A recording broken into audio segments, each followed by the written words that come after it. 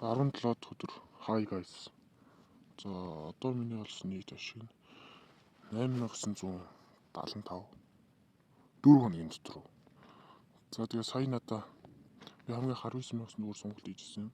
Тэгээ тэрнээс хойш дөнгөж сая бас надад нэг сарын ирэх бэлгэллээ. Ерөнхийдөө бол ингээд хууштай байгаад бол сарын ирэх бэлгэлт юм шиг байна. Тэгээ одоо надад 73 хоног үлдсэн гэж байна.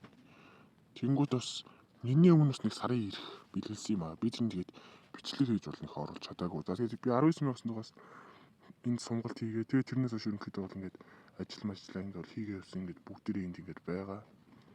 За ингээд явсаар угаад тэр надад ингээд 2 удаа сарын ирэх бэлгэлсэн. Тэр бүтгүүлэлтэн 60 хоног сонгогдсон юм шиг байна. Тэгэхээр 13 хоног. Яг миний 19,900-аар сонгосон бол одоо 13 хоног үлдэх ёстой байсан бол одоо ингээд 2 удаа 30 хоногоор цаанаас ингээд сонгож өгөөд гişүнчл сонгогдлаа гэх тэгээд ерөнхийдөө бол ингээд би бүтэн 2 сар хаад цаанаас сонгуулчлаа. За тэгээд орох гэсэн доорх линк байгаа.